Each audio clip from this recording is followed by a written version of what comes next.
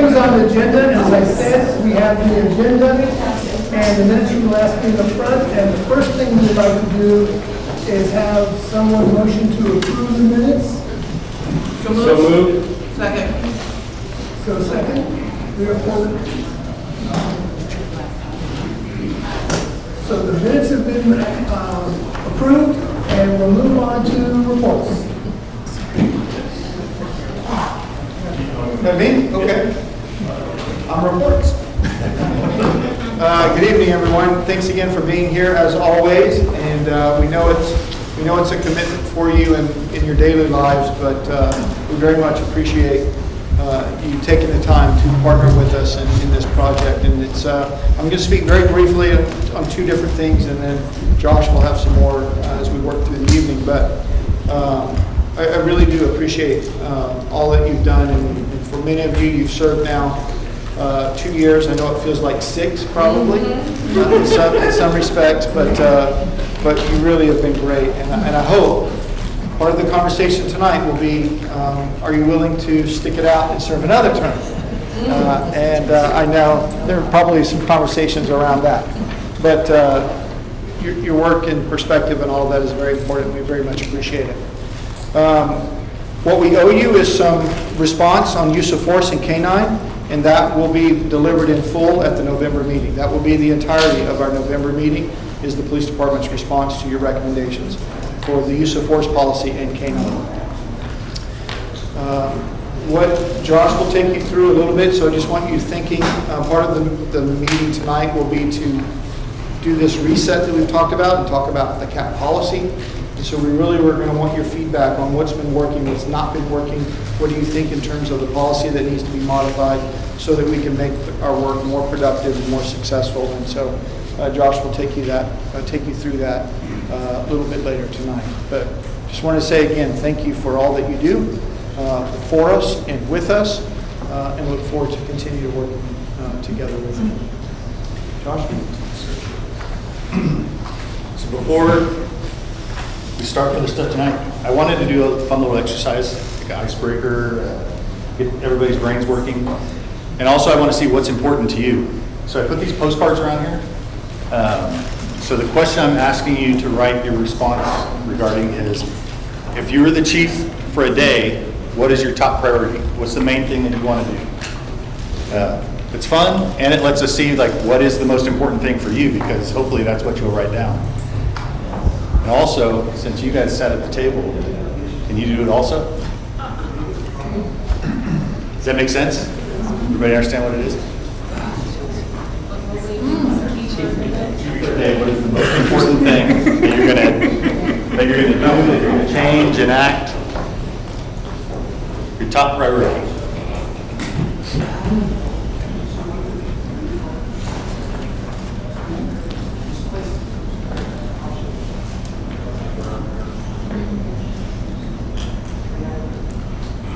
If I talk while you guys are doing that, can you do both? Listen, or should I wait just a minute? Wait? Okay. No. Go ahead. This is a hard one. This is a hard one. This one is easy. So, I was talking with Rania the other day, and I was saying, I think the CAP needs to know more of what we do, and I was talking about like, okay, should we set up like a tour and let all the CAP members come through and tour the building? And so she said a phrase, I don't know if it's like a technical term, but sharing worlds. And I thought to myself, like, that's true. Like, when we interact with the community, we always open our doors and we say, hey, come in and see what we're doing. But not always the other way around. So I want to open the invitation. If you would have me for a couple hours, I would like to go see where you work, what you do, how law enforcement affects you in your community or in your profession.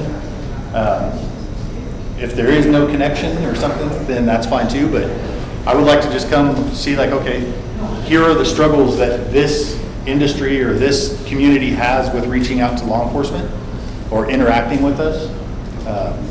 That way I can see what this relationship from your perspective also.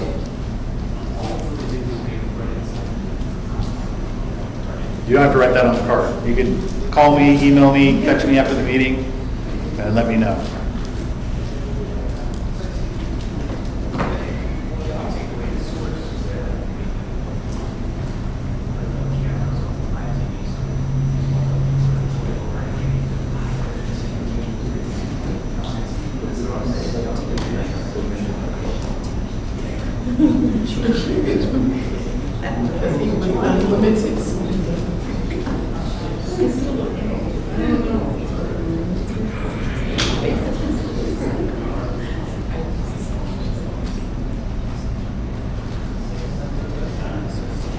If you're all right with listening while I keep talking.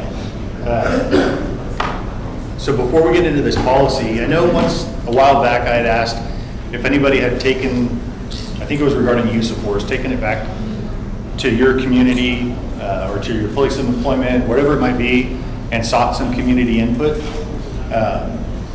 So I kind of want to get that thought in your mind again, thinking about what is your community or your part of the community of Bakersfield.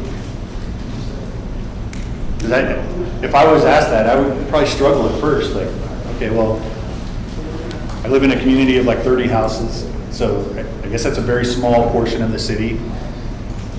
But then I thought about it more and like, well, I have other groups that I associate with. I have my place of employment, I have a religious group, I have other places. My daughter plays on a soccer team. I spend a lot of time with the parents there. But my initial response was just where I live as part of the community, but we're all part of, like a bigger part of the community than just our neighborhood. So with that in mind, like, I know it would be amazing for us if you could start the discussion with those folks and just start planting the seed for things like we'll have a town hall meeting on use of force coming up soon. That was kind of the goal with the last questions that I asked with the Post-its on the board, so that we could know what people's strengths are, so that we could say, okay, can you help us do this? So it's not BPD lecturing the community on our use of force, so that it's us in collaboration talking about the use of force and the process that we all went through, the recommendations that were submitted and what was accepted, and showing the community that this is not just some people at BPD wrote this and let us know what you think. Any thoughts on that? I don't like when just I talk for a while. It feels like lecturing, which I'm saying we don't want to do.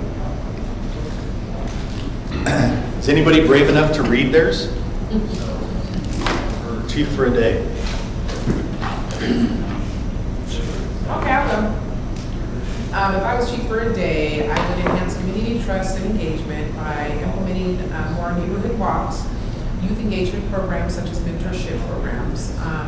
I would also implement cultural sensitivity workshop trainings, and of course put T in charge of everything with unlimited power and unlimited resources. It's a busy first day.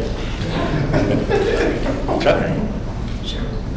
So I assume that I have a big to-do list when my day starts.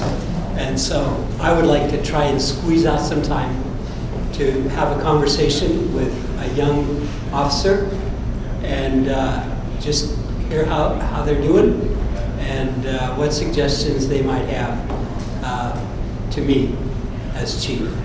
And then I would also seek out a stranger on the street or in a parking lot and basically ask her or him what they need from BPD and how they might improve policing in Bakersfield.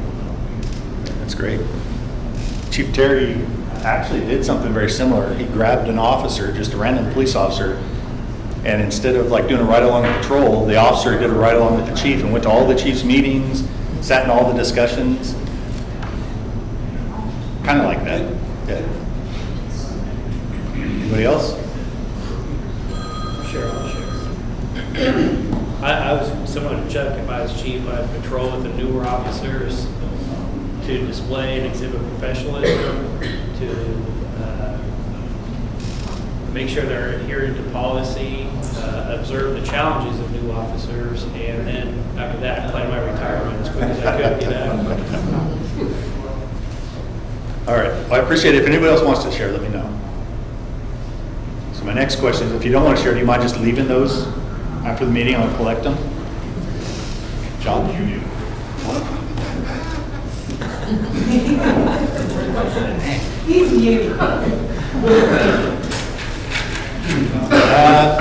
So I've often thought this, similar to what Chuck and David said. I would do an exchange program. So you have a command staff member, actually I'd probably say management, so the lieutenant and above goes and rides with an officer for a week. And then that same officer goes and does all the administrative work with the management member for a week, so that you get the perspective both ways. I think it would benefit our command staff as well as the officers, because I think there's a lot of officers that think like I go golf all day long, or at least half the day. But I think it would give both of us a better perspective and better understanding of one another.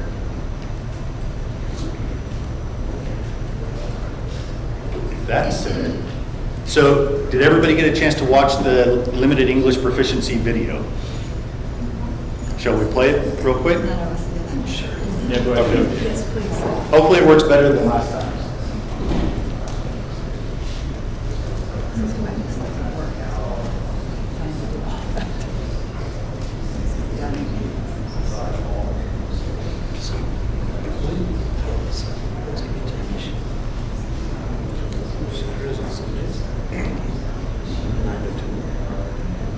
Policy.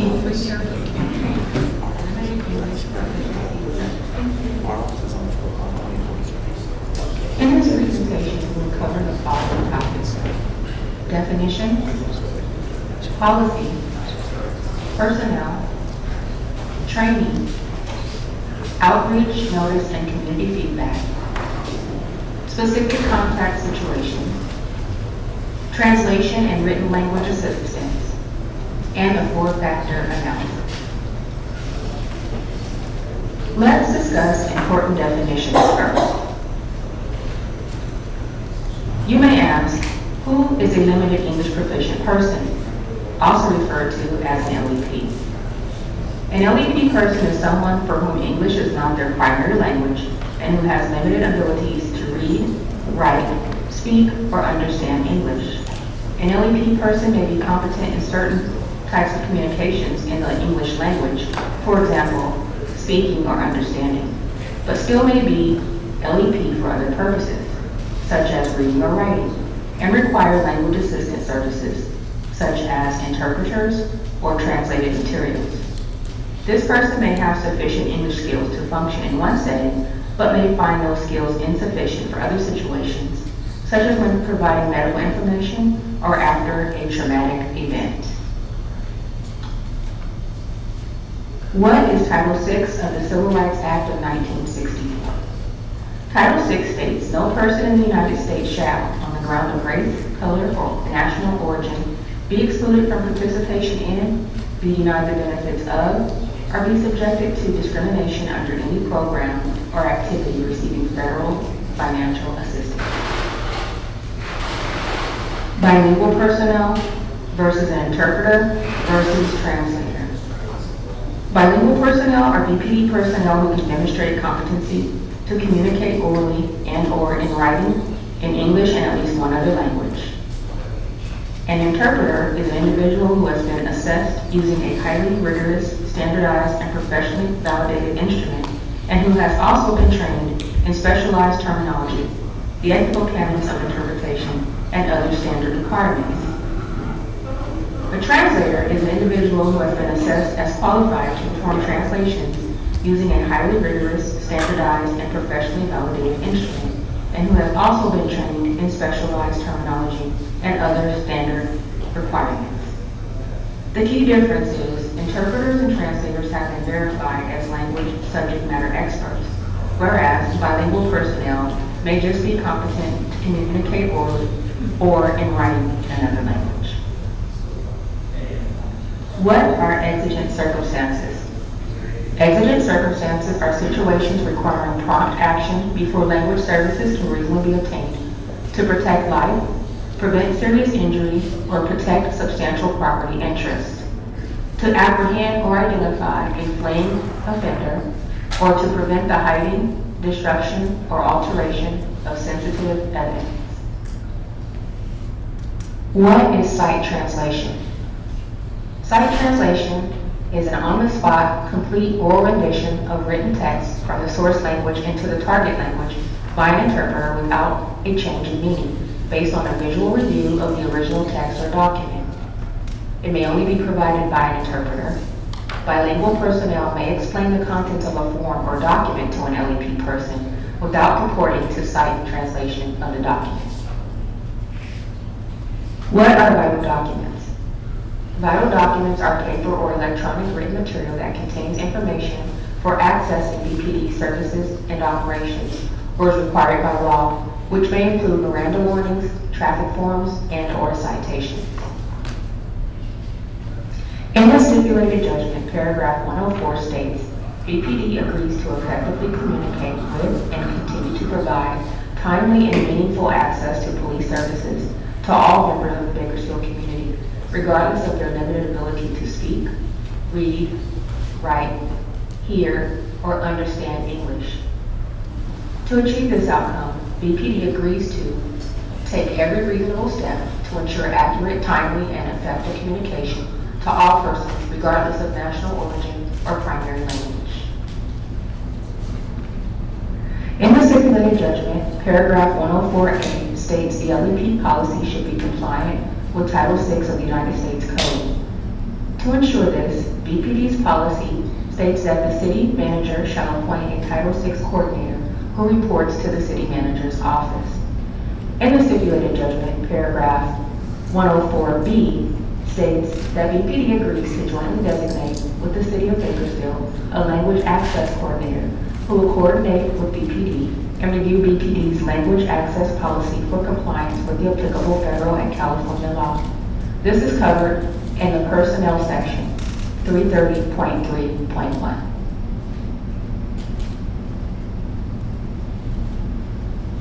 The City of Bakersfield Title VI coordinator is Nathan Gutierrez. The Title I coordinator is the subject matter expert and is responsible for the overall program implementation of Title VI program compliance. Gutierrez is also the City of Bakersfield's ADA coordinator. He has completed the Title VI training certification provided by the Federal Transit Administration. In the stipulated judgment, paragraph 105 states that BPD will consult with the monitor, DOJ, and the language access coordinator to review its language access policies to ensure that the services provided align with community needs and how these services compare with similar entities. In the policy, BPD highlights the LAPC will work under the guidance of the City of Bakersfield Title VI coordinator to ensure federal, state, and local compliance as it relates to the Title VI regulations. The language access point of contact is Tamaya Smith. Please note there is a typo in this portion of the policy as it states language access point of contact. The actual wording should be the language access point of contact. Smith is responsible for the Support Services Division. She works with the Title VI coordinator to ensure federal, state, and local compliance as it relates to the Title VI regulations. In the stipulated judgment, paragraph 104C states that BPD agrees to provide training on its language access plan for all officers, communications supervisors, call takers, and dispatchers that address procedures consistent with BPD policy for responding to calls requiring language access services. In the policy, section 330.7 covers this to ensure all BPD personnel are properly trained in these guidelines. Officers, communications supervisors, call takers, and dispatchers will receive general training every 2 years. New recruits will receive training in the academy and during field training.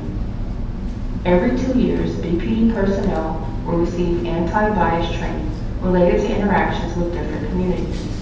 The policy further addresses procedures consistent with the BPD policy for responding to calls that require language access services.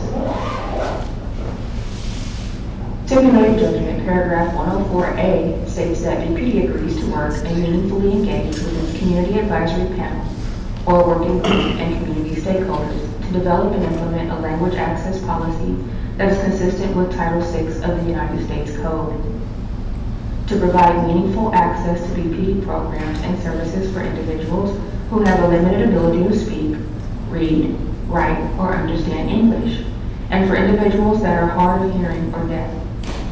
In the policy, section 330.8 BPD states that BPD personnel will collaborate with the community stakeholders and the community advisory panel to identify LEP communities and relevant stakeholders to inform them about the City of Bakersfield's Language Action Plan, as well as the availability of language access services free of cost to the LEP community. Now we move into how officers proceed when they identify an LEP person. If an officer encounters a possible LEP person, they must determine if the person is LEP, ask open-ended questions that require a short narrative. If the person is unable to provide a fluent narrative, the officer must provide language services. If the officer is unsure, err on the side of caution and provide language assistance. One of the language services offered by BPD is Proprio. BPD officers use Proprio language services in the field. Proprio is an app-based service. It allows the LEP person to point to their language on the officer's digital device. A screenshot of Spanish is seen on the right. The officer simply has to click Start Call. They will be connected to a language interpreter quickly. Another language service offered by BPD is Voyance. The BPD Communication Center utilizes Voyance. It can be activated by dispatchers and call takers. Once the caller's language is identified, the dispatcher or call taker will connect to an interpreter and request the necessary language.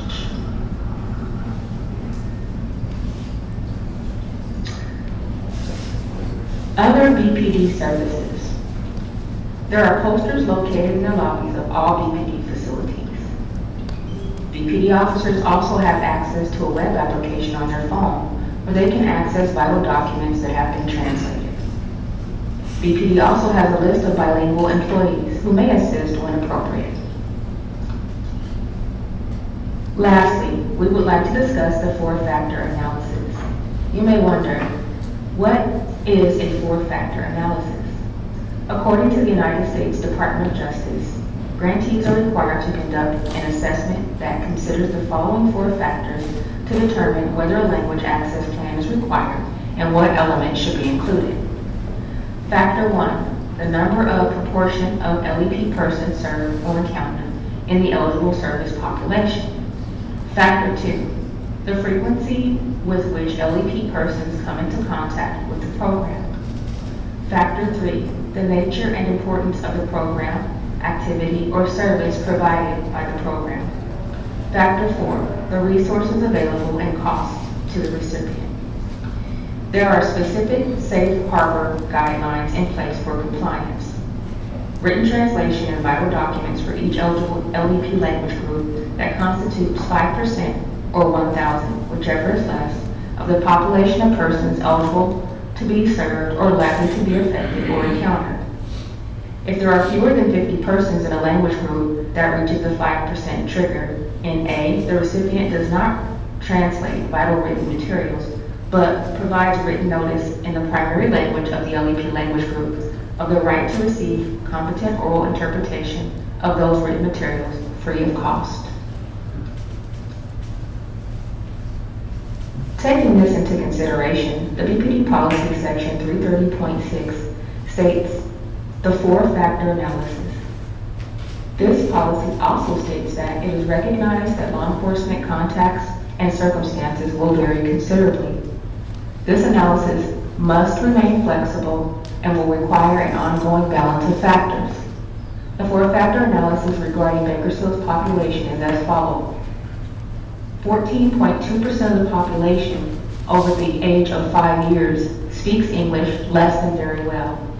Of that population, 32.8% speak Spanish. Thus, Spanish is the only language that falls outside of the Safe Harbor guidelines. This information was calculated using the American Community Survey 1-year estimates from the U.S. Census Bureau in 2021. Allotoy Bilingual Services Act, Section 7299A7, states, if in the event of an emergency, within the jurisdiction of a local agency that provides emergency response services and that serves a population within which 5% or more of the people speak English less than very well, according to data from the American Community Survey. Then, the local agency shall provide information related to the emergency in English and all language that meet that 5% threshold. Consider the four-factor analysis, the Donnelly Alatorre Bilingual Services Act section, and the American Community Survey. The Bakersfield Police Department will be translating all vital documents into Spanish. If you have any questions, our LEP project leaders are here today.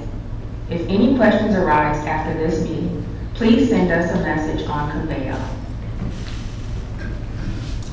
Thank you for your time.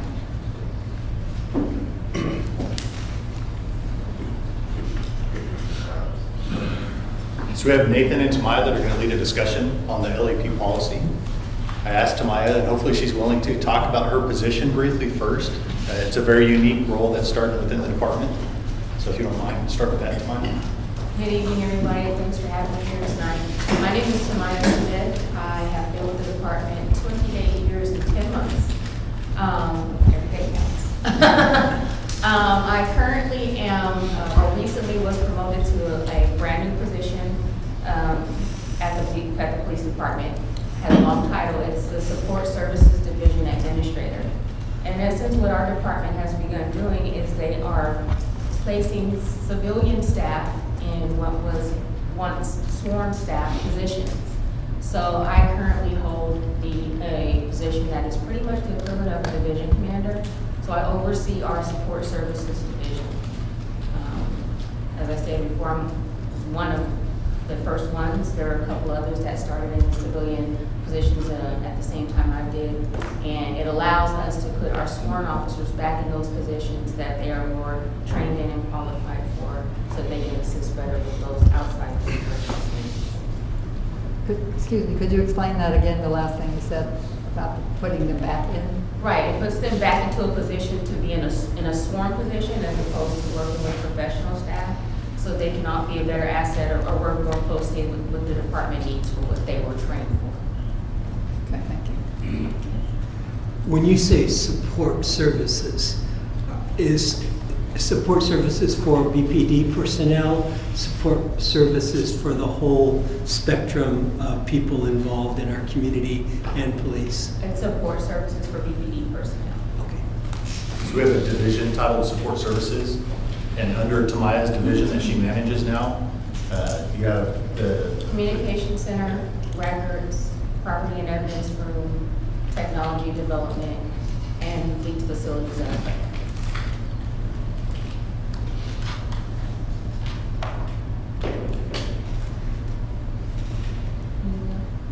That's all on that. Yeah, we can get started on policy.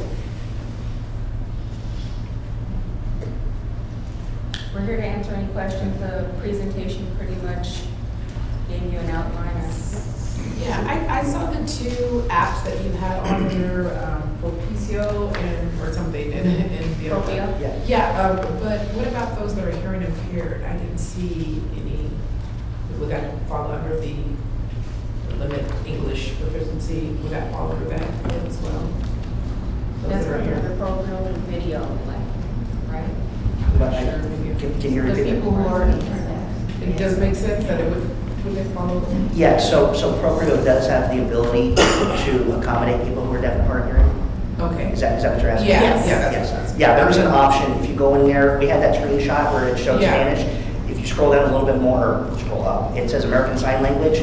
So in there, there's the ability to communicate with people in two different ways. It's pretty neat. You can press, there's a phone icon to where it connects to a phone call, and then there's a video where you can FaceTime if you have an iPhone or something like that, where you can do a video call. There's also a desktop app with Propio that you can just, all you have to do is have your username and password that we all have, and it's a general one. You can log into it from your computer with the camera enabled, and then you can communicate on camera as well. Oh, And it doesn't just have to be for ASL. If you just have to have somebody there and you want to communicate in Spanish face to face, you can do that as well. okay. Thank you. In all of our So department how many personnel. languages do you have? Do you have a Punjabi?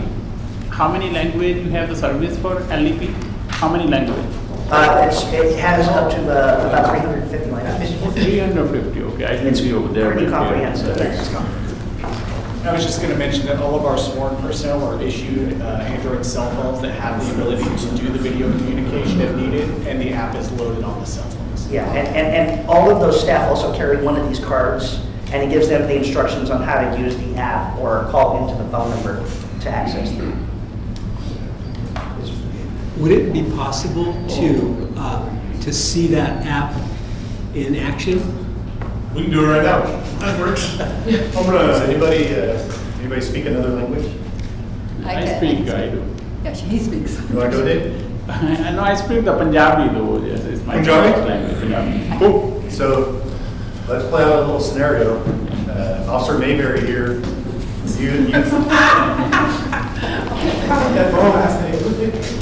Dave, you have flagged down Officer Mayberry. So he's going to just speak, you said Punjabi? Punjabi. Just speak Punjabi to him. And he's going to try out our app, and let's see what happens. Oh, okay, okay. So when he pulls up the app, just speak Punjabi, no English. No, I would just have you point like whichever language you need. And so I don't have to scroll through here so everyone can see. I have this same thing on my app. So P-U-N. So then I go in here P-U-N. and hit Punjabi. Yeah, Punjabi. Yeah. So I go like this. Turn it up so everyone can hear.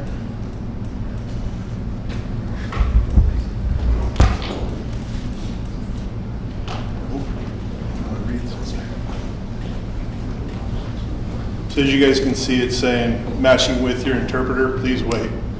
Has me an estimated time of less than 30 seconds. It's pretty quick to connect with operators.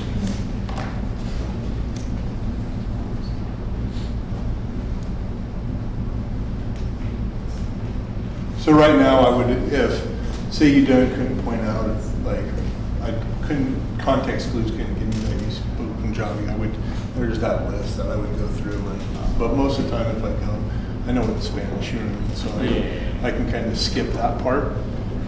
So we got the call in progress. Oh, poor connection here. Hello?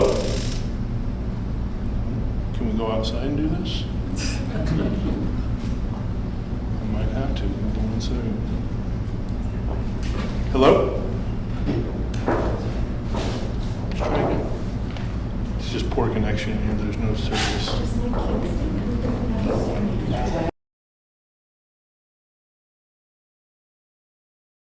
So let's try another one. Chuck had the question of, do the dispatchers make an attempt to find out, I think you're going to say like, if the reporting party speaks another language? That's right. Identifying the language of the reporting party. Okay. Do you have a number that they can call? The comm center? Yeah. Does your phone have bars? Or do you want them to use their? Does anybody have a phone that has connection? I'm going to let them know it's me because I don't know who's going to answer. Yeah. We're trying to make sure that they don't answer it like thinking it's an emergency. Yeah.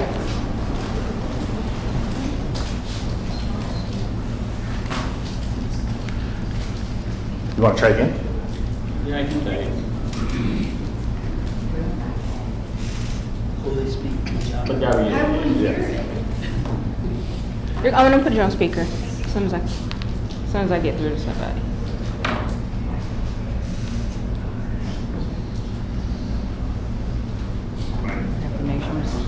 Why does it keep coming to work?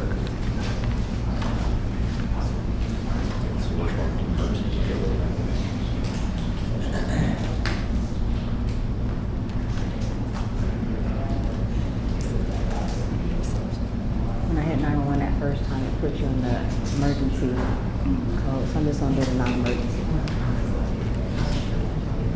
Try not to take up a 911 line.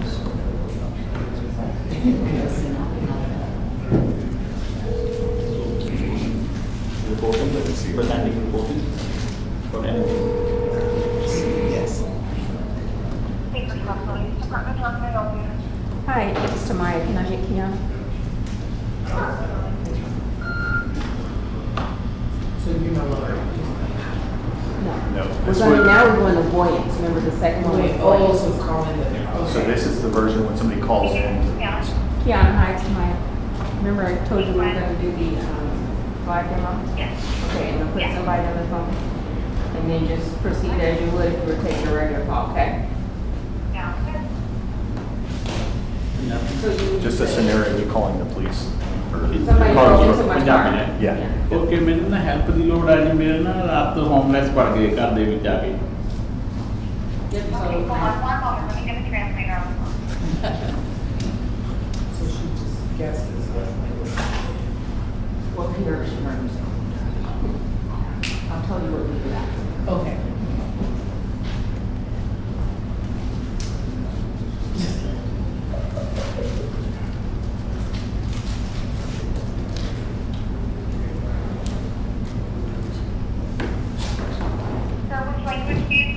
ਪਤਾ ਨਹੀਂ ਮੈਨੂੰ ਕਿਹ ਬੋਲਦਾ ਹੀ ਮੈਂ ਪਤਾ ਨਹੀਂ ਲੱਗ ਰਿਹਾ ਮੈਨੂੰ ਤਾਂ ਮੈਨੂੰ ਹੈਲਪ ਦੀ ਲੋੜ ਆ ਹੋਮਲੈਸ ਪੜ ਕੇ ਘਰ ਜਾ ਕੇ ਜੀ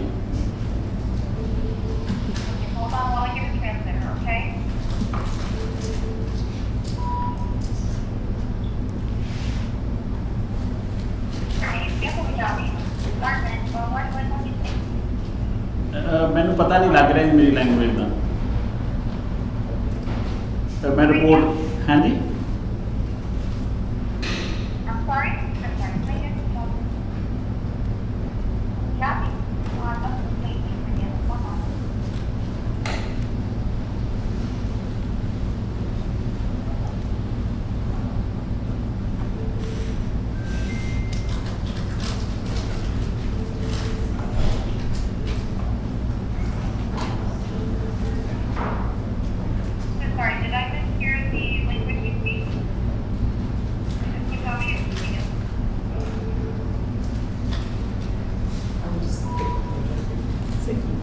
Punjabi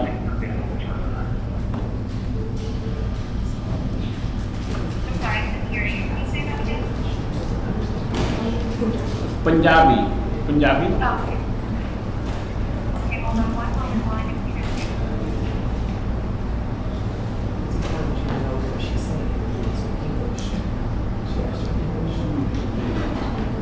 So what happens is that somebody's prosecuted, so there's gonna be people who say, figure out what language.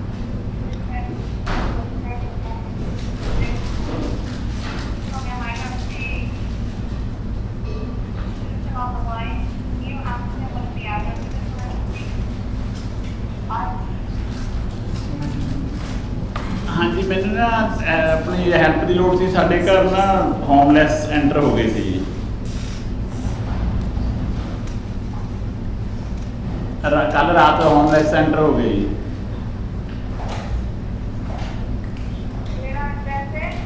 Address ਹੈਗਾ ਜੀ 2618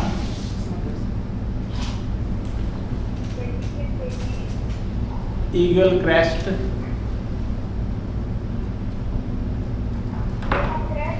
ईगल ईगल जी हाँ जी बेकर्सविल कैलिफोर्निया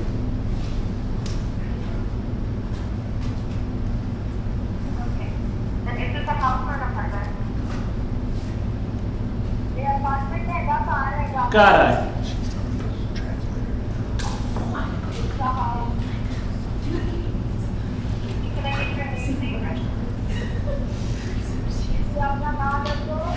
देव लॉर्ड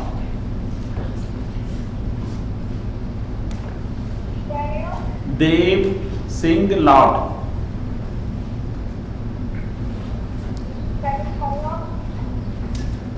देव जी DAVE Dev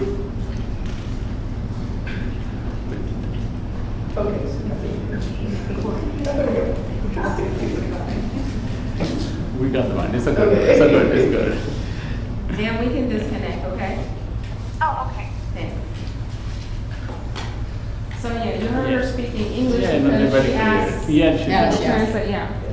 No, it's a good one. Yeah, What takes so long, I guess, in the beginning, she was trying to find like which type of Punjabi or what style.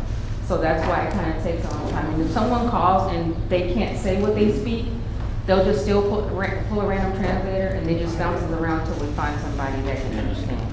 So it does take a little bit longer on the phone because we don't have something to show you. I think the normally people they say the Punjabi, whatever they speak, the language they start telling, oh Spanish, Spanish or Punjabi. Yeah. We normally understand. Most likely, most part people they can figure it out with Punjabi. So in a 911 situation, will it take that long for? It could potentially. And sometimes if it's taking too long, we'll just say, does anybody speak English? Because sometimes there will be people present that can speak English, but they're in a traumatic situation, they don't know to have somebody else translate. Did you have a question? Yes. How much training are officers given in this situation and for addressing language issues? For officers or dispatchers? Officers. Is that something? How do you feel? Steve, do you want to go the training on Proprio? Oh, the training on Proprio? I'll be honest with you, the Proprio training right now is a briefing training. We are looking in the future to maybe push that out further. But as far as right now, we're trained. It's on the, we can go on and look at any time when the Proprio thing is through the city, which Nathan could talk about. It's how to use it and everything is on the city webpage where you can actually go and see how Proprio works and everything like that. Yeah, as far as Proprio is concerned, we have a couple of videos, one that I recorded, well, I can't remember which one it was. We have one for the desktop, for the computer, and then we have one for the phone, as you saw this evening outside. I could teach you guys how to use that thing in 10 minutes. It's that fast for Proprio. It's not very difficult at all. As long as you had a cell phone, you can either call in with the 800 number, the 1-800 number with the passcode, or you could use the Proprio app if you were to download it. And then as far as the Proprio app itself, we don't require staff, at least from the city's perspective, to download it. It is optional. I don't know if we're going to move beyond that to require, if they do have a city-issued cell phone, to require them to do that, but there are a couple of different options there. But it's very, very easy. Now, when you say staff, do you mean police officers or? So a couple of things. So I speak from two different perspectives, really. The police department, which is why we're here this evening, but then I also oversee language access for the city as a whole. So from the police department's perspective, we're talking about officers from the Proprio perspective. And then as Tanaya showed of influence, that's for the call center. We can also use it for the front desk personnel. So if you go into any file report at police headquarters, they also get that training using Proprio if they run into somebody who is on LEP. But it is optional for officers to use the app. To have it on their phone. To have it on their phone. But then there's also a 1-800 number that you can call, that you don't have to have it on your phone. The app is installed on all officers' issued cell phones. City phones. Yes. Yeah. Issued cell phones. Yeah, okay, so thank you. So let's make that distinction. So for city, so I'm going a little bit outside of the scope, staff, such as myself, I don't work in the police department, I work in the city manager's office for the city. Staff can have it on their phones, but that's not required. They can if they want to. But either way, anybody, any staff member can access Proprio. I would like to ask the officers, have you had an opportunity to use any of these apps? Because today it just kind of seems like it's not working, and I just would like your perspective on how well it works in the field, in actual application. So, does that make you? I've used it once for specifically a Spanish translation because there was no, I don't know how, there was no Spanish translating officers that were available. They were like, I don't know if I had to use it. Honestly, it was a little difficult because the translator will listen to whoever you're talking to. For my case, it was a victim of vandalism, so I needed to be able to speak Spanish. I had to use the translator app. The translator was a little difficult because they would just let them kind of rant, and then I had to like direct the translator, like, wait, what are they saying? They will be talking for an extended period of time. Like, what are they talking about? And like, oh, last week, like this thing happened. I'm like, I need to know about this vandalism. And so that was a little frustrating. So it was a little bit of a lengthy process, but you got there eventually. So it is definitely quicker if you have like an officer who speaks that language, because they're also trained police officers, so they know which questions to ask. So you kind of have to coach the translator a little bit, I felt like, to like know what to ask, and then they'll ask the question you want, but you're like, I need these details. So that was a little difficult, but you get to the same place, so it just takes a little while. Right, but you've got a lot of stuff to do, and Yeah. it can be very frustrating if you have to, If you had to do it quick, if you like needing it quick, I don't know if that's the biggest avenue, especially depending on how long it takes for you to get connected to someone. For my, the first time I used it was a DV call showed up, so it was intense, it was urgent, separate the parties, and the guy was dead. And we had already searched him and cuffed him because the suspect had obviously abused this girl. So we had cuffed him right away, took him out. By the time we realized he was dead, he had a sign, he had to uncuff him. And it was a video chat where we propped it up, we had one officer hold it, the other one was still standing by with him, kind of like in case he was going to take off his cuffs. He needed to be able to talk. right. And we got the full story. Overall, it was pretty smooth with that process, 48 person.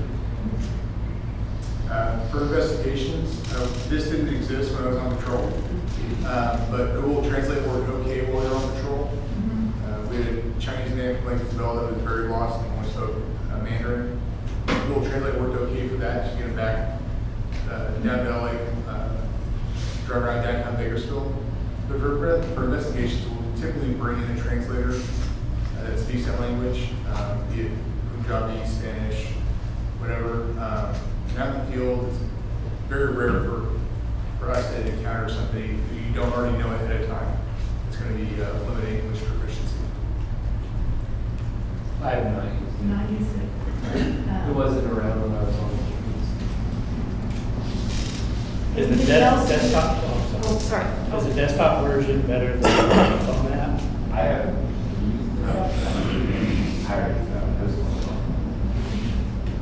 Yeah, as far as the desktop versus the phone, it's preferential. Obviously, if you're in the field, you're going to be using the phone only, and you don't necessarily need to use the video chat unless it's a situation like an American Sign Language issue. But I have found that a lot of officers, or a lot of people in general who used it, have found that using the phone is much easier, especially because not everybody's equipped with a camera on their desktop.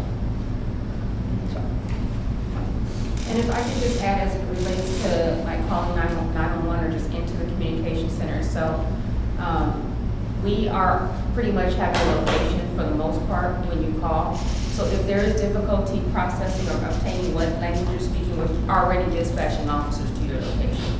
So that is not hindering your resources being dispatched. Even if you use a cell phone? Yes. You still have location? We have pretty good accuracy on location through various means. We use a system called Rapid Deploy that the state gives us, and it's much more accurate than even the latitude longitude that's interfaced into our computer-aided dispatch center. And then also we have we're able to, so when we get our calls, it's kind of hard if you don't see the visual. When we get a call into the dispatch center, it comes through a latitude longitude, and it'll say it's accurate within 90% at 330 meters. But then we also have the ability to go in and retransmit the signal from the phone, as long as the phone is connected to our CAD system, and send a fresher signal and to get an updated location. So we're getting pretty close. I have a question, but totally changing the topic in one sense. Do the officers also have cultural training?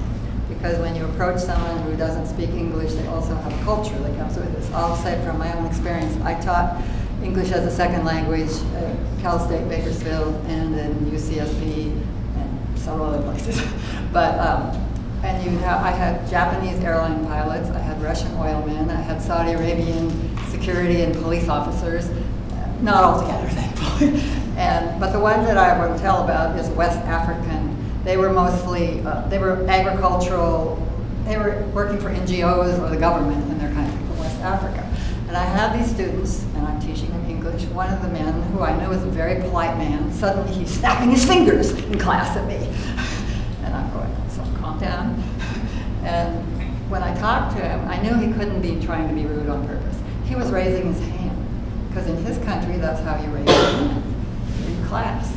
And so I think, I mean, I just really think that, I'm just wondering, it may not relate it to the language exactly, but I have that question about cultural training, because it really could be, if people thought he was doing something dangerous, because I mean, he was being rude to me, but he wasn't.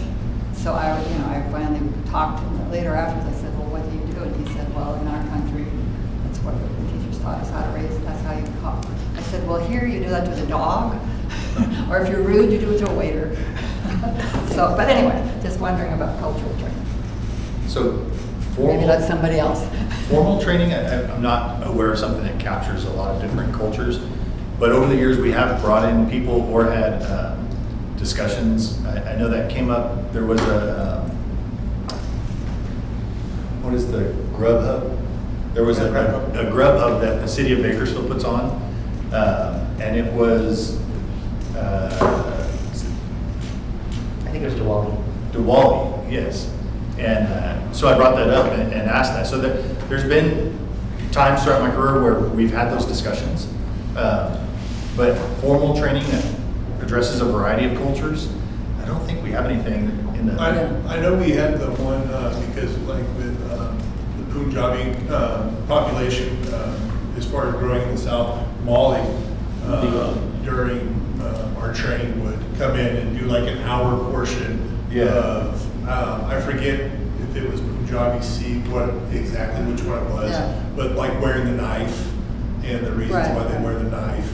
And so he would go over all that stuff with us. So yeah, I'd say more informally and sporadic than like a structured annual training. Even if you just tell them this is something to think about, do not immediately assume you know what they mean when they're making a certain movement. I mean, as long as some movements you know what they mean. But and especially at this time when there's a lot of anti-immigrant stuff in the country, that people are going to be more nervous, anxious.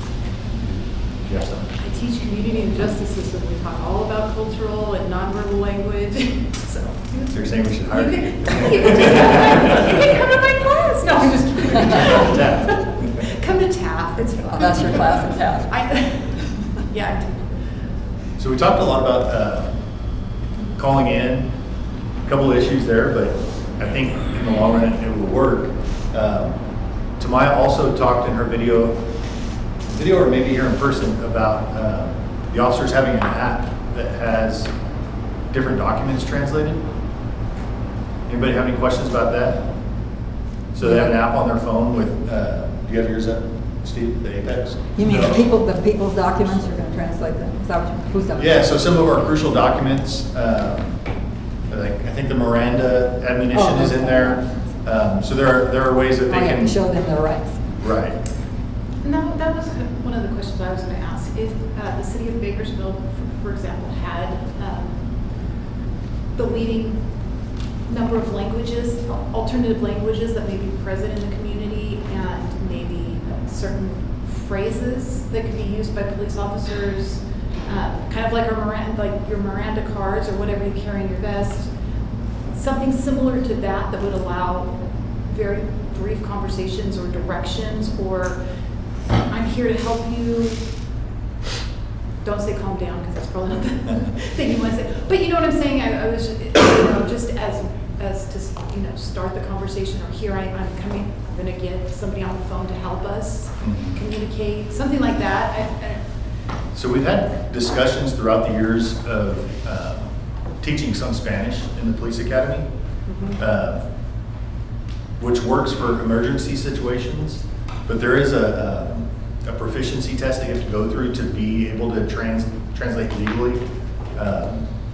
So I like the idea for the initial contact and trying to get somebody, if it's, take your hands out of your pockets or whatever. Yeah, just some basic commands. Right. So I like it for that, but it would take a lot more to get it to where they can conduct an entire investigation in Spanish if they haven't taken the proficiency stuff. But I do like the idea for the initial response. Just something to at least start the dialogue. Let them know that you're there to resolve the situation. It might help to lower emotional. That and a smile.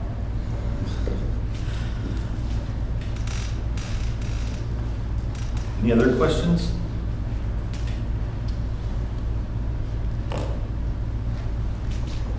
Has anybody experienced or heard of someone in their segment of our community that has had difficulties contacting the police department? Or where they've just flat out avoided it because of language barriers?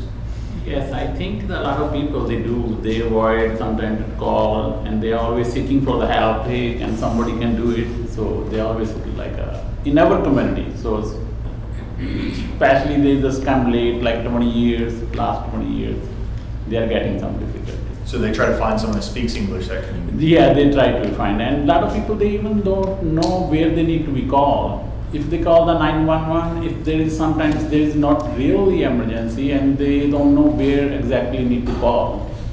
So they call the 911, doesn't matter what, anything 911, so that's the way. So any ideas on how to advertise this program that people can call 911 without a translator? Yeah. Any ideas on how to get that out to the community? Yeah, if we can do in some Punjabi, we can give them a little kind of detail, hey, but where you need to contact, how you need to contact, like how to talk, like sometimes they don't know how to talk. So, and lately I figuring out, a lot of people say, oh, he has a gun. They think that if we say the gun and police come. Yeah. So it's really just like hard for the BPD. What happens, someone have a real gun and some people doesn't have a gun. A lot of people, they think, oh, we need to say, oh, you know what, this guy have a gun, then BPD come, otherwise BPD never come. That's the way it is. It's a practical thing. Yeah. So that kind of thing, we need to figure it out. They learn more, and we know, you guys know, like what's the emergency or not. Right. So that kind of thing. But you think like a flyer that we could distribute, letting people know that they can call 911 or flag down an officer? As long as their cell phone Yeah, reception. flyers really help if we can do something. How do you get those flyers to the We community? have the churches normally every Sunday. I think almost every Punjabis they go like a church, and we can give to the church, and then they can take it flyer. Okay. So I can distribute, and this you can do, or this like we have only 5 church here in Bakersfield, 4 or 5. Okay. Or if you guys have a time, you can go over there maybe Sunday couple hours. You can tell them, hey, this is a thing, community, and they really feel, oh wow, BPD is really caring. So Can I add something? Yes. So Officer or Detective Molly, he used to go on the Punjabi radio and kind of inform the Punjabi community that they can, there's other resources Bakersfield PD has and they can call in. I'm not sure if he still does that, but I guess going to the Gurdwara, the temple on the Sundays, that could be beneficial. Or posting something on the bulletin boards there. yeah, that one is a great help too if they go to radio or that. I'm sure that we can come up with something, just a flyer that we can make to Because send I out. think there's 3 or 4 Punjabi police officers and detective members that use this flyer. No, what about in the Spanish-speaking community? I mean, I agree with flyers and social media posts too. Like those get sent around a lot. I'm sure like every community, right? So I think having more welcoming flyers that say you can call us for these issues, and really laying them out like line by line, because I think that is a big thing, is the confusion as to what police can do, especially for immigrants who don't like the police in Mexico is way different than the police here. A lot of times it's like a lot corrupt over there. So there's also that trust factor of the police from where folks are from. The other thing that I've heard a lot is not specifically related to Spanish, but like immigration status. People who are who are afraid to call the police because maybe they're undocumented, maybe they're not undocumented, but their parent is or their uncle is. And I don't really know much about the policy on that with immigration status and PPD. So we don't do anything with it. I mean, that would also be something good to publicize, just to like let the community know that like this is something that, because that's honestly what I've heard the most. It's not the language barrier, it's like the immigration status. Because there's so many mixed status families amongst like Latino, Spanish-speaking communities, especially here in Bakersfield. They all know someone who is undocumented. And so I think education around that would also be helpful, so that the community can see and understand that even if you aren't sure of your status, like you can call us for help. Because I know people who just don't report crimes for that specific reason. Like, something gets stolen from them, they're like, they'd rather just play it safe and just take the loss, you know? If we can put something together, can we maybe partner up with both of you, a way to get that out? Yeah. Sure, yes, yeah, definitely. Okay. Yeah, totally. Josh? Yes. Just, I think that all these points are so important, and we have not approached the training issues, but I think that language and culture need to be put together because they are two sides of the same coin, and that there needs to be significant training. I was in court a couple weeks ago in Delano, and there was a young man who the judge was trying to talk to, and there was an interpreter there, but they couldn't understand him, and his Spanish is his second language. He speaks. He was from Chiapas and spoke a Mayan language, but so I happened to run into him in the parking lot afterwards, and the judge basically made him a really good offer that he probably should have taken. I'm not an attorney. But then, because they couldn't communicate with him, they just said, oh, plead not guilty and we'll get you a public defender. So I ran into him in the parking lot afterwards, and I just said, you know, I know where you're from, and I've been there, and I know a little of your language. And he said, my Spanish is good. I was so nervous. I was so frightened that I didn't know how to respond. And you know, as I observed, there was an interpreter right next to him, but she was pressured. Everybody was pressured, and he couldn't. If they would have been a little slower, a little more patient with him, it would have worked out just fine. But I think that's with second language people, third language people, it's so important that the orientation towards dealing with them really stresses a variety of factors.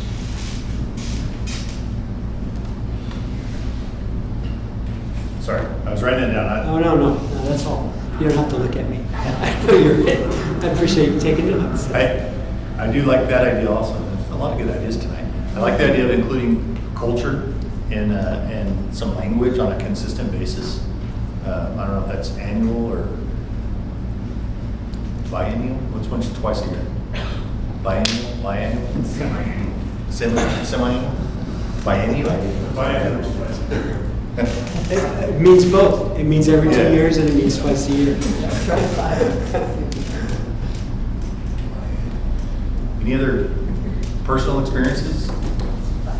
Kathleen, I know you help a lot of people through processes. Any language issues that you've come across? Well, I was in those days who Nadine or somebody who speaks. I mean, I've run across. I mean, I haven't had to deal with them directly because of that. But I do say, yes, there are definitely language issues in general. Okay, I'll follow up with you, Dave and Noe. Yeah. See what we can come up with. Maybe we can have you help draft it too, instead of us drafting it, if you have some ideas of how to put that on the flyer. Sure. Any comments, questions for Nathan and Tamaya? I wanted to take advantage of her being here because it is pretty groundbreaking, her position now. The first professional staff member that we have that is viewed equal to a captain or a division commander. So it frees up that sworn officer to go back and do sworn police work, because Tamaya's division is it 100% or almost 100% professional staff in that division? 100%. 100%, yeah. No pressure on her to do well in that. Does Tamaya, is she responsible for this language issue? So I oversee the portion, basically the Buoyant side. And Buoyant is actually a state contract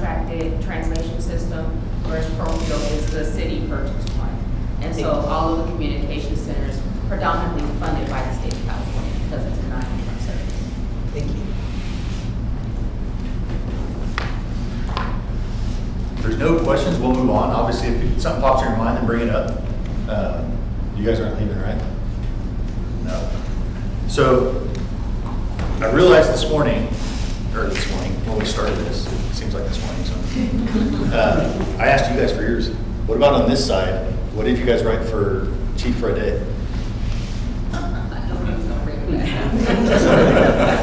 At least the assistant chief project something. Yeah, I don't mind sharing. I put down the Healthy Room Project. If you're not familiar with that, something started about 1.5 years ago. It's kind of taken off, but it's where we get a chance, and to Ms. Johnson's point, she kind of talked about some of the community interaction, and especially with our youth. But the Healthy Room Project is a nonprofit organization that we partnered with, like I said, about 1.5 years ago, particularly with our police academy and our professional staff. And in a nutshell, they get together, we get them together, we identify some families in need. When I say families in need, particularly youth between the ages of 6 and 15 that need a room renovated. Essentially, you can imagine some areas of our community that are underprivileged and may have never had a new bed or even a mattress to sleep on, don't have a desk for doing schoolwork, those types of things. We go in there and we paint all in one day. All this stuff is free of charge to the family, but we get it all donated or through fundraisers. And we get out, we go in the community, we go into these homes, usually about 3, 4 at a time, different homes that we identify either through the school districts or our PAL, our Police Activities League. And we go in there, we assemble the beds. It's all like IKEA furniture, so it's a little bit of team building amongst the staff that are involved. But I can tell you, it really hits home for our staff. Being involved with it, as well as the impact on the community is amazing. At the end of the day, when the kids come home from school, it's like an unveiling almost, and they get to see it when they come home from school. And we've had kids that have cried and make us cry, quite honestly. But it really is just an amazing impact that our staff are really, really excited about. So we're trying to do more of it. We do it a couple times a year right now. But for me, I love those kind of events, and it's just always about how that impact you can have for these. Sometimes we think of them as sometimes small events, but they're so meaningful that will change the impressions of these youth and last a lifetime. So that's what I would do for sure. Get the entire department to do it all in one day. Want to do more of them? I saw it on social media, I think. About 6 months ago, 4 or 6 months ago. Actually, that was one of them, and then we just did one last week, actually. A week ago, yeah. So we're going to try and continue to do more of those, but it means a lot. Anybody else want to share? Steve, you look like you have a good one. No, I would do something as far as like maybe putting an officer, you have like Silver Creek Park and different things like that where they have offices over there. Maybe a couple days a week, staffing it with an officer for a few hours after school when there's a high volume of kids out there, and putting on these little, maybe like a flag football game or something like that. Just communicate with them and see that officers at the park play with kids too, you know what I mean?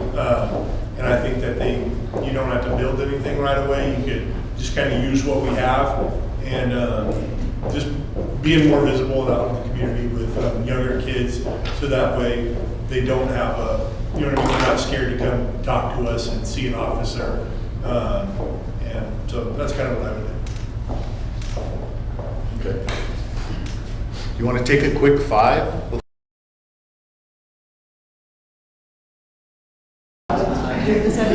All right, we ready? So here's what I would like to do. So with the cap reset that we've talked about, somebody asked, like, what is, I think maybe Dan asked, what does that include? So it does include like a decision from our current CAT members if you want to stay on for another term. I hope that you all want to stay on. I think I said in an email, like, you guys have done all the heavy lifting, and so you should stay to enjoy like what has been created. Is there something at the end of this at the end of this road? Is like, Did you say croc? I was going to say crossroad. She did say croc. Stop it! I was just thinking there was prize at the end of the rainbow. That's what I was leading to. I thought it was participate. No. Get a participation badge. So the membership is part of that reset.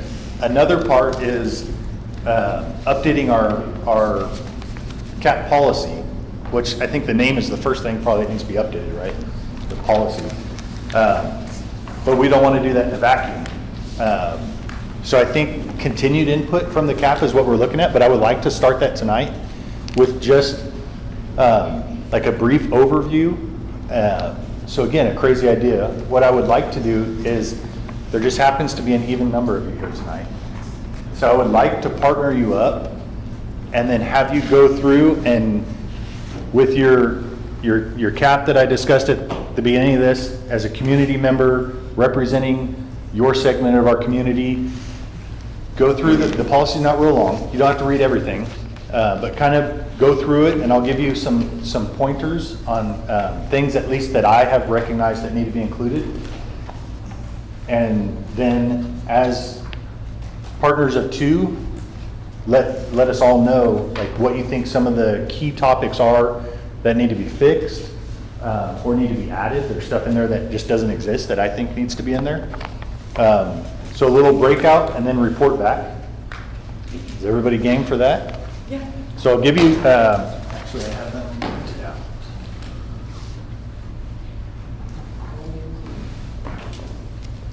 So the topics that I immediately recognize that aren't in there is clarifying the scope or the role and expectations of CAP members, or expanding on that. The composition of the CAP, so representation and the role of proxies and alternates that's come up, that's not addressed, that needs to be added. So what was the second one? The composition of the CAP, so membership to include proxies or alternates. We've talked about that a few times. I know I talked about it once, and then before me it was a couple times. Incorporating S3's strategic framework. I don't know that it needs to be incorporated at great length, but at least saying this is the process that we're using to submit recommendations.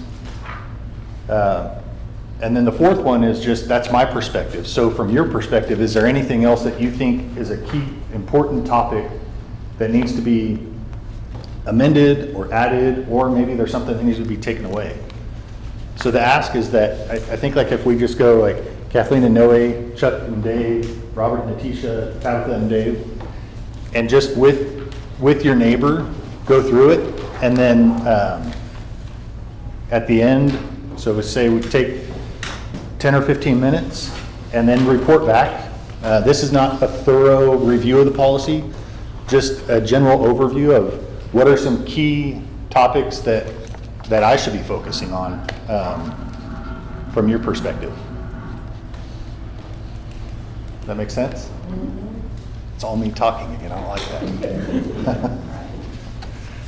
All right, ready, break.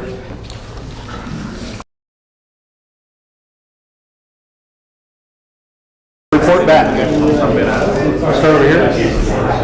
What points have you guys identified that need to be amended, added, redacted? We would like an attendance policy with like clear, like just 3 meetings, half of the place. Talk a little louder. Tap. Sorry, go ahead. I think we'd like some attendance policy or something to make sure people are attending, make sure everybody's being represented. So we'd like some type of attendance policy. With T. With T. Enforced. And I really like these, the fact that you've provided back written copies, because that's what we started with, and then we got away with it from Conveo. So personally, I prefer. That was somebody, somebody made that recommendation? That was probably me. So I would like to have like a copy, like, okay, this is what we're gonna work on today, and at the end of the meeting, this is your homework for when you come back next month. And Perfect. I don't know, just for me, it works better. But I don't know if everybody else likes that idea, so go ahead and veto it if you don't. No, we will definitely keep doing this. I like it. I like paper too. So, along with the paper, the discussion we had last time too, where we actually could find something we wanted to question and do it in real time. T and Robert? Okay, just change the place of the meeting in the policy to reflect where we're actually meeting. And then making sure that all residents, that all 6 zones are represented. So that's in the policy. I'm not aware, I'm sure that's happening in our membership. Then there should be 1 panel member representing each eligibility group at the meetings. An alternate may be designated in the absence of the assigned panel member. Alternates are not permitted to attend a meeting simultaneously with a panel member from the same organization. Alternates must live or work within the city limits. Sounds familiar. I've heard it. What if people represent an organization? That's what we were talking about, Yeah. discussing. Like, Yeah. Chuck can't come anymore then. That's up to He doesn't chief, live in the yeah. city limits. We're not gonna fight that, we're just fighting That's up to having chief. multiple, an alternate here with the original panel. That's really Correct. the discussion that's been on the table for 2 And years. this is just to identify things that are important to you all so that we can make sure that we focus on that also. But T, following up on that, can they both be here at the same time? 'Cause that's No. the discussion Last time That's that the was what was problem. decided. Yeah, no, it wasn't decided, that was somebody who made up a rule, even chief said that was decided. Anything else here? Nope, that's it. Dave and Chuck? So we have supposed to be, we have 18 members, 18, and I never seen, they always change, this we have only maybe 10, 12 members. We supposed to be minimum 18 members, and lot of members I see, they come and the next time they are not here. So that's a little bit kind of like, I'm just like, it's so hard, it's policies are, it's not that easy, like, how much you have to work. I know how those girls working hard. Yeah. And So- a lot of times they are absent, that's something we really need So to enforcing the make sure they attendance come. policy? Attendance policy. And actually And finding then- out from people why they don't come anymore. I know why some of them don't come. They felt attacked, or they felt it was hopeless that they could never speak. So, I mean, I think that's another thing to follow up and see why, really, how did so many people disappear? And why? Well, I mean, some people just, But I mean, some people came one time, talked the whole time, and then left. Yes, thank you. That No, happened. but I'm talking about people who came a lot, who tried to be involved, and, I mean, some people, their life changes, right? Yeah. But I mean, I just could we follow up and just ask them? Yes. You have input about how you think, was there something that was done that helped, that made you leave, rather than Yeah, I your think- life change, just to get more input. I think we to could see what's potentially add like working and what's exit not. interviews to the policy, like upon a captain member leaving. Yeah. It's more Yeah. like a culture, like when people follow each other. Like personally, I start thinking, a lot of people they are not coming. Maybe I'm not going today either. So this is the way people follow. It's a culture kind of thing. Makes the culture everybody happy to show. You can't quit us.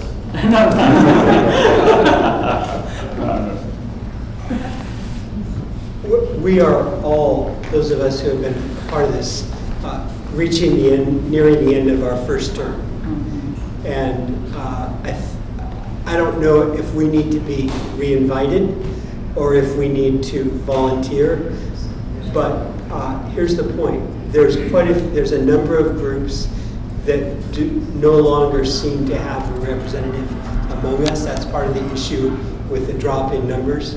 And it seems like this would be a really appropriate time to write a formal letter to those organizations like Sierra, California Rural Legal Assistance, and others, the LGBTQ plus group, that I think their Yeah, representative Jan came came twice. once. Yeah. But to reach out to them and say we're beginning our second 2-year period with the CAP, and your representative has not been in regular attendance.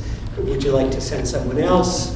What can we do because we want you to be a part of this. Yes, I think Something that should like be part of the reset, reaching back out to those groups. There are a few, like the Public Defender's Office did assign a new person to fill Jacob's spot.